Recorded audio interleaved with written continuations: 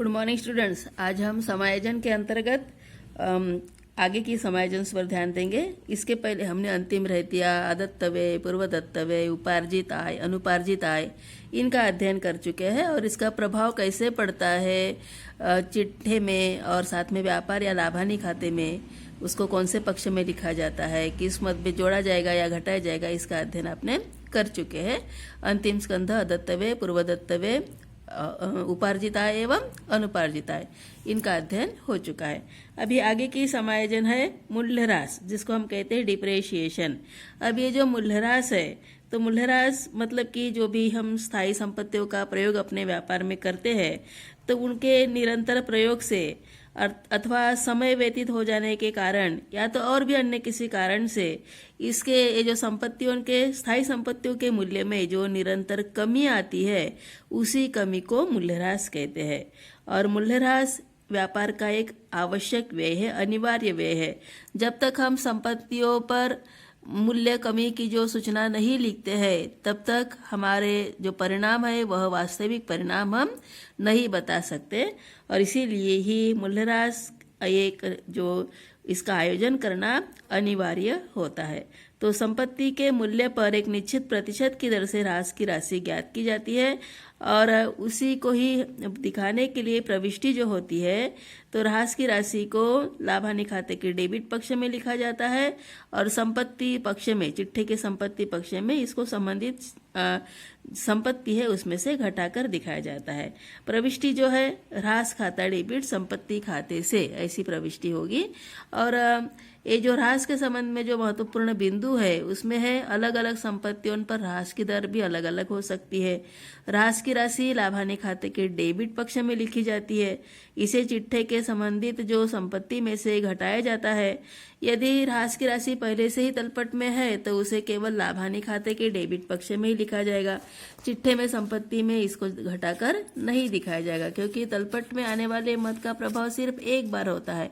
परंतु समायोजन में जो भी मदें लिखी जाती है, तलपट के नीचे जो सूचना है उसी को हम समायोजन कहते हैं। तो समायोजन में लिखी गई जो मद है, दी गई जो मद है, उसका दोहरा असर पड़ता है। व्यापार या लाभानी खाते में भी उसका प्रभाव पड़ता है, साथ में चिट्ठे के संपत्ति या दायित्व पक्ष में भी उसका प्रभाव पड़ता है। और इसीलिए प्रत्येक समायोजन का दोहरा प्रभाव पड़ता है, क्योंकि हमारे जो लेखे हैं वह दोहरा लेखा प्रणाली को ही आधारभूत मानते हैं। तो इस प्रकार से ये मूल्यह्रास का प्रभाव है। फिर उसके बाद मूल्यह्रास के बाद अगली जो समायोजन है वो है डूबत ऋण। इंपॉर्टेंट समायोजन है ये डूबत ऋण, जिसको हम बैड डेब्ट्स कहते हैं।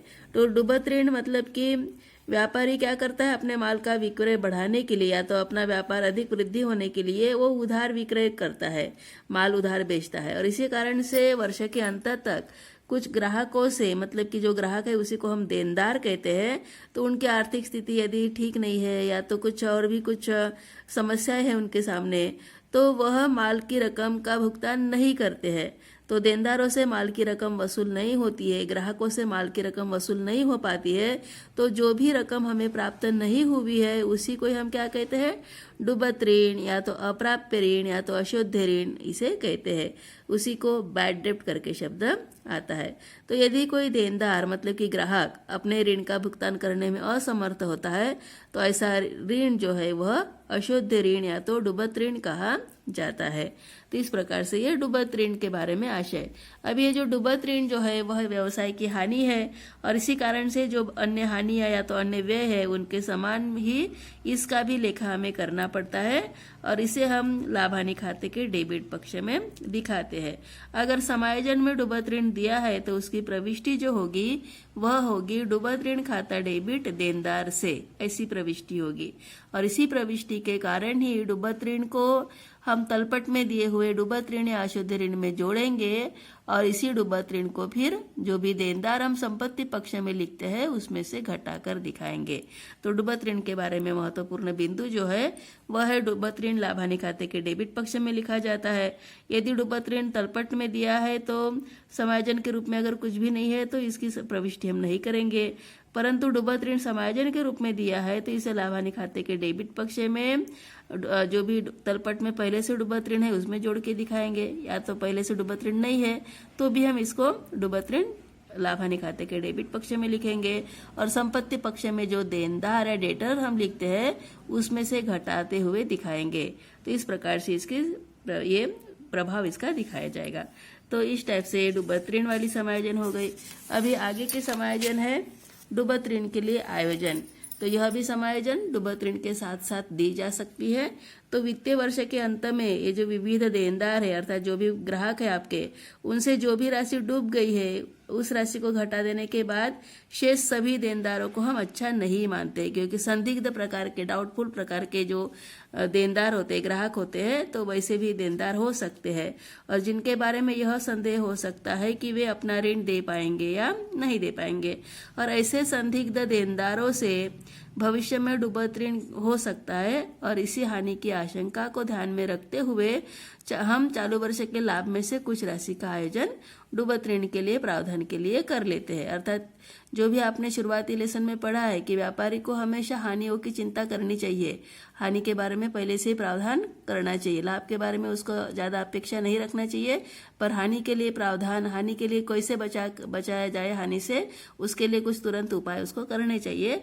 और उसी में से यह एक उपाय है डूबत ऋण के लिए आयोजन करना।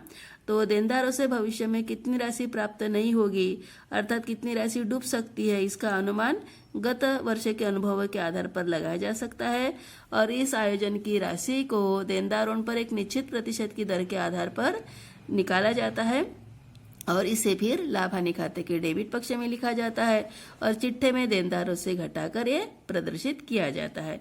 और डूबत ऋण के लिए आयोजन या अशुद्ध ऋण के लिए जो प्रावधान है उसकी प्रविष्टि जो होगी वह रहेगी समायोजन प्रविष्टि लाभ हानि खाता डेबिट डूबत ऋण आयोजन खाते से। तो इस प्रकार की इसकी प्रविष्टि होगी। और ये जो डूबत ऋण के लिए आयोजन अगर समायोजन में दिया है तो उसके बारे में जो महत्वपूर्ण बिंदु ध्यान में रखने वो है कि डूबत ऋण आयोजन को लाभ हानि खाते के डेबिट पक्ष में ही लिखा जाएगा और चिट्ठे के संपत्ति पक्ष में देनदारों से घटाते हुए डूबत ऋण आयोजन को प्रदर्शित किया जाएगा। तो इस प्रकार से ये डूबत ऋण आयोजन का प्रभाव होता है। फिर उसके बाद नेक्स्ट जो समायोजन है वह है देनदारों पर छूट के लिए आयोजन। अभी देनदार अर्थात जो ग्राहक है तो उन्हीं से क्या होता है कि व्यवसाय द्वारा लिए गए ऋण का भुगतान शीघ्र ही प्राप्त करने के लिए उन्हें हम भुगतान में छूट देते हैं। अर्थात आपको रकम जल्दी मिलनी चाहिए और उसी के लिए आप छूट का प्रावधान देते हो, ग्राहकों को छूट देते हो, कुछ डिस्काउंट देते हो। तो ये भी क्या है, छूट देना भी व्यवसाय की एक हानि है और जिसका लेखा हम लाभ हानि खाते के डेबिट पक्ष में करते हैं। जिस तरह से देनदारों पर डूबत ऋण के लिए आयोजन किया जाता है उसी तरह देनदारों पर छूट के लिए भी आयोजन किया जाता है, क्योंकि वर्ष के अंत में ऐसे देनदार भी होते हैं जिन्हें भविष्य में शीघ्र भुगतान प्राप्त करना होता है और इसीलिए ही देनदारों पर छूट के लिए आयोजन करने के लिए हम प्रविष्टि करते हैं लाभ हानि खाता डेबिट देनदारों पर छूट के लिए आयोजन खाते से। तो इस प्रकार की प्रविष्टि होगी। और अगर समायोजन में यह सूचना है देनदारों पर छूट के लिए आयोजन, तो उसके लिए आपको जो महत्वपूर्ण बिंदु ध्यान में रखने हैं वो है कि देनदारों पर छूट के लिए आयोजन की गणना प्राप्त होने वाले जो ऋण है मतलब कि देनदार है उसी से ही की जाती है। यदि डूबत ऋण के लिए प्रावधान करना है तो सर्वप्रथम डूबत ऋण आयोजन को देनदारों में से घटाया जाएगा, फिर देनदार की राशि से घटाने के बाद जो शेष देनदार बचेंगे उसी पर ही जो निश्चित प्रतिशत की दर से देनदारों पर छूट के लिए आयोजन की राशि ज्ञात की जाएगी और इसे फिर लाभ हानि खाते के डेबिट पक्ष में लिखा जाएगा।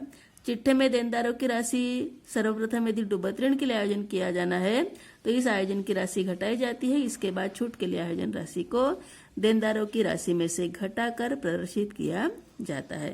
तो इस प्रकार से ये देनदारों पर छूट के लिए प्रावधान है। अर्थात इस प्रकार का भी प्रावधान अगर दिया हुआ है तो आपको जाहिर सी बात है कि इसे लाभ हानि खाते के डेबिट पक्ष में लिखना है और साथ में देनदारों में से घटाकर दिखाना है। तो यह सूचना आपको ध्यान में रखनी है देनदारों पर छूट के लिए आयोजन के लिए। अगली जो समायोजन है वह है लेनदारों पर छूट के लिए आयोजन। अभी ये जो लेनदार है तो जिस प्रकार से व्यापारी अपने देनदारों से शीघ्र भुगतान प्राप्त करने के लिए नगद बट्टा देता है उसी प्रकार उसके जो लेनदार है वह भी क्या है, व्यापारी से शीघ्र भुगतान पाने के लिए भी नगद बट्टा देते हैं। तो यह जो नगद बट्टा जो है वह प्राप्त बट्टा कहलाता है और व्यापार का यह क्या है, एक प्रकार का लाभ है।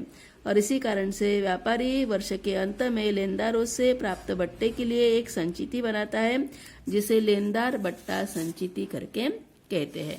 अभी ये जो लेनदार पर छूट के लिए आयोजन है उसकी समायोजन प्रविष्टि जो है वह है लेनदारों पर छूट के लिए आयोजन खाता डेबिट लाभ हानि खाते से। अर्थात ये जो लेनदारों पर छूट के लिए आयोजन है, क्रेडिटर्स पर डिस्काउंट है, तो यह प्राप्त बट्टा है। प्राप्त बट्टा लाभ हानि खाते के क्रेडिट पक्ष में दिखेगा और यह लेनदार जो हम दायित्व पक्ष में लिखते हैं उसमें से घटाकर आपको दिखाना है। और इसी कारण से जो महत्वपूर्ण बिंदु आपको ध्यान में रखने हैं वह है कि छूट के लिए आयोजन जो है, लेनदारों पर छूट के लिए आयोजन लाभ हानि खाते के क्रेडिट पक्ष में लिखा जाता है क्योंकि यह व्यवसाय का लाभ है। और इसे चिट्ठे के दायित्व पक्ष में लेनदारों में से घटाकर प्रदर्शित किया जाएगा। तो इस प्रकार से ये लेनदारों पर छूट के लिए आयोजन। अभी अगली जो समायोजन है वह है पूंजी तथा आहरण पर ब्याज। तो ये दो समायोजन यहाँ पे एक साथ जुड़े हुए हैं, पूंजी पर ब्याज और आहरण पर ब्याज। अभी जो आपने पृथक व्यवसाय की अवधारणा आपने पढ़ी है, अर्थात व्यापारी और व्यापार ये क्या है, दो अलग अलग है।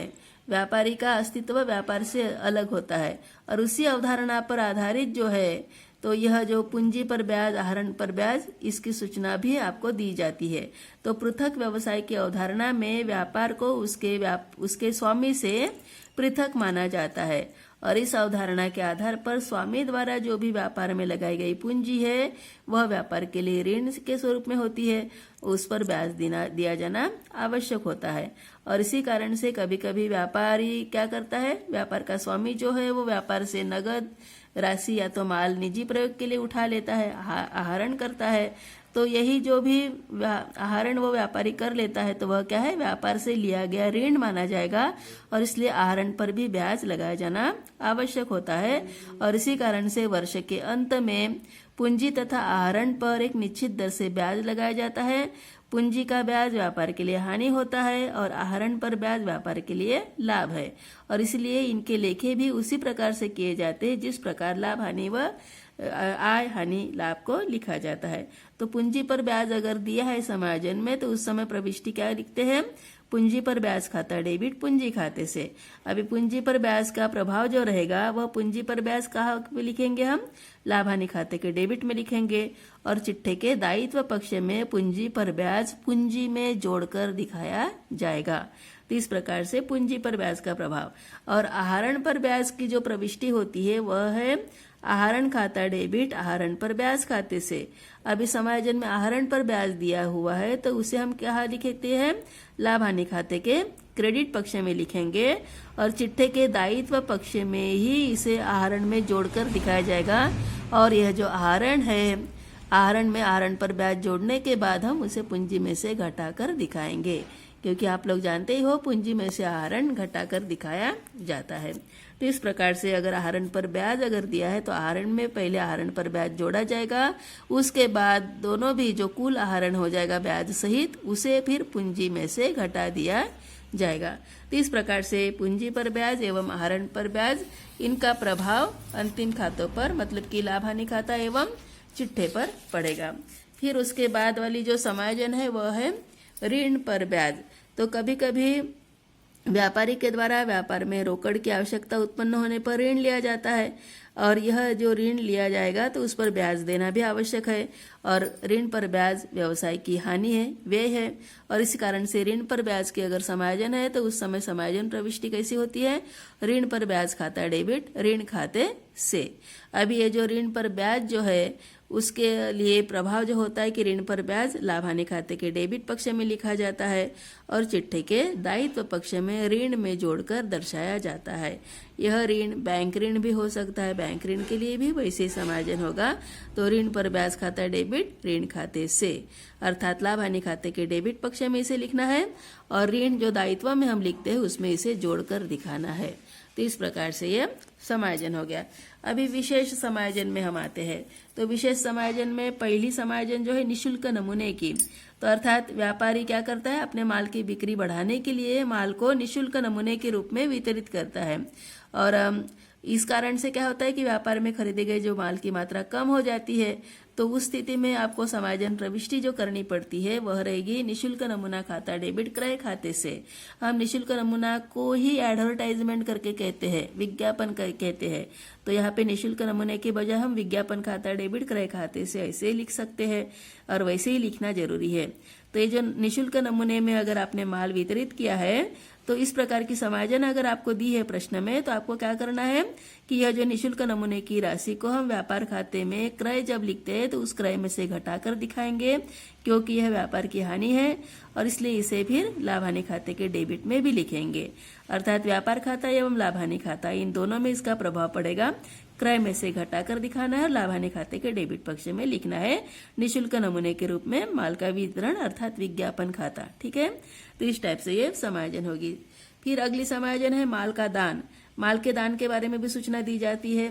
तो यदि व्यापारी द्वारा माल को दान में दिया गया है तो उसके लिए भी समायोजन प्रविष्टि किस प्रकार से होगी, दान खाता डेबिट क्रय खाते से। अभी ये जो दान अगर आप देते हो तो दान देना क्या होता है, ये भी व्यय है, और इस कारण से व्यय जो भी हो रहे हैं वह लाभ हानि खाते के डेबिट पक्ष में ही लिखने हैं। अभी यहाँ पे आपने माल का दान दिया है, जो भी माल खरीद के आपने बेचने के लिए लाया था उसी में से आपने क्या किया है, दान दिया है, और इसीलिए ही व्यापार खाते में जब क्रय लिखेंगे तो उस क्रय में से यह माल के दान की रकम आपको घटाकर दिखानी पड़ेगी। तो इस प्रकार से माल के दान का प्रभाव होगा। फिर आगे है माल का आहरण। तो व्यापारी द्वारा निजी प्रयोग हेतु व्यापार से लिया गया जो माल है ये माल का आहरण रहेगा। और माल के आहरण के बारे में सूचना है तो उसके लिए प्रविष्टि क्या होगी, आहरण खाता डेबिट क्रय खाते से। और इस प्रकार का जो माल के आहरण की सूचना अगर समायोजन में है तो उसके लिए आपको माल के आहरण की राशि क्रय खाते में, जब हम व्यापार खाते में क्रय खाता लिखेंगे तो क्रय खाते में से माल का आहरण घटाकर दिखाना पड़ेगा। और फिर ये जो माल का आहरण जो है, हम जब दायित्व पक्ष में पूंजी में से आहरण घटाने के लिए जब तैयार रहते हैं तो उस समय आहरण में ये जो माल का आहरण भी जोड़ देना है, और फिर कुल आहरण को हम पूंजी में से घटा के दिखाएंगे। तो इस प्रकार से ये समायोजन रहेगा माल के आहरण का। फिर आगे है बिक्री या तो वापसी की शर्त पर भेजा गया माल। तो बिक्री या तो वापसी की शर्त पर भेजा गया माल, उसी को हम प्रेषण व्यवहार या तो एजेंसी के व्यवहार कहते हैं। अर्थात यहाँ पे आप अपने एजेंट नियुक्त करते हो और उस एजेंट के पास अपने पास का माल भेजते हो और उसको विक्रय करने के लिए बोलते हो माल का, और वह अगर आपका कार्य करता है तो आप उसको बदले में कमीशन देते हो। तो इस प्रकार से अगर आपने कोई व्यवहार किए हैं, अपने एजेंसी के व्यवहार है आपके, तो उस समय आप बिक्री या तो वापसी की शर्त पर माल भेजोगे, और यह जो माल जब भेजे हो तो उस समय आपकी प्रविष्टि होती है विक्रय वापसी खाता डेबिट देनदार से करके लिखेंगे। तो विक्रय वापसी की इस राशि को व्यापार खाते में विक्रय से और चिट्ठे में देनदारों से घटाया जाता है, और अंतिम स्कंध में इसके लागत मूल्य को जोड़ा जाएगा। तो इस प्रकार से ये जो समायोजन है उसका प्रभाव पड़ेगा। और आगे की समायोजन देखते हैं। एक है व्यापारिक अवधि में क्रय किए गए माल का लेखा। तो व्यापारिक अवधि में यदि माल क्रय किया है या तो माल प्राप्त हो गया है किंतु बीजक के अभाव में इसका कोई लेखा नहीं किया है, तो अर्थात माल खरीदा है परंतु उसका लेखा करना छूट गया है, तो उस समय आपकी प्रविष्टि रहेगी क्रय खाता डेबिट लेनदार से। और अगर इस प्रकार की सूचना अगर है प्रश्न में तो क्रय की राशि को हम व्यापार खाते में जब क्रय लिखेंगे तो उसमें जोड़कर दिखाएंगे, साथ में लेनदार जो हम दायित्व पक्ष में लिखेंगे तो उसमें भी उसको जोड़कर दिखाना है। तो इस प्रकार से ये प्रभाव पड़ेगा। फिर उसके बाद एक समायोजन और आती है प्रश्न में बार बार, प्रबंधक का कमीशन। तो प्रबंधक के कमीशन के लिए समायोजन में प्रबंधक के कमीशन का अगर उल्लेख है तो उस समय कमीशन की गणना की जाती है, और कमीशन की राशि जो भी ज्ञात हो चुकी है उसको हम लाभ हानि खाते के डेबिट पक्ष में और चिट्ठे के दायित्व पक्ष में लिखते हैं। अब ये जो कमीशन की गणना कैसे करते हैं उसके बारे में भी प्रश्न में कुछ अलग अलग सूचना रह सकती है। पहली कंडीशन है सकल लाभ पर एक निश्चित दर से अगर कमीशन देय है तो उस समय कमीशन की गणना कौन से सूत्र से होगी, कमीशन बराबर सकल लाभ गुना कमीशन की दर बटे 100। इस सूत्र से हम कमीशन की गणना करेंगे, और जो भी कमीशन ज्ञात हो चुका है उसे हम लाभ हानि खाते के डेबिट में लिखेंगे, और साथ में प्रबंधक को देय कमीशन करके हम दायित्व पक्ष में लिखेंगे। तो इस प्रकार से ये हो गया। फिर उसके बाद प्रबंधक के कमीशन की गणना जो है वह अगर सेकंड विधि से दी हुई है तो उस समय क्या होगा कि यदि शुद्ध लाभ पर कमीशन की प्रतिशत दर दी है तो उस समय कमीशन घटाने के पूर्व निकाले गए शुद्ध लाभ पर निश्चित दर से प्रतिशत कमीशन देनी है तो उस समय सूत्र रहेगा कमीशन बराबर शुद्ध लाभ गुना कमीशन की दर बटे 100। और अगर कमीशन घटाने के बाद निकाले गए शुद्ध लाभ पर एक निश्चित प्रतिशत दर से कमीशन देना है तो उस समय सूत्र रहेगा शुद्ध लाभ गुना कमीशन की दर बटे में 100 प्लस दर। तो सेकंड जो फार्मूला है वह आपको ज्यादा पूछा जाता है, अर्थात कमीशन घटाने के बाद निकाले गए शुद्ध लाभ पर निश्चित प्रतिशत की दर से आपको प्रबंधक को कमीशन देना है। तो ये जो आखिरी वाला सूत्र आपको ज्यादा ध्यान में रखना है और इसी सूत्र से आपको कमीशन की गणना करनी है, क्योंकि यही सूत्र आपको बार बार पूछा जाता है। तो इस प्रकार से जो भी प्रभाव है प्रबंधक का कमीशन को अगर आपको देना है तो उस समय आपको ये जो कमीशन ज्ञात जो होगा वो लाभ हानि खाते के डेबिट में आएगा और दायित्व पक्ष में अदत्त कमीशन या तो प्रबंधक को दे कमीशन के रूप में इसको लिखेंगे।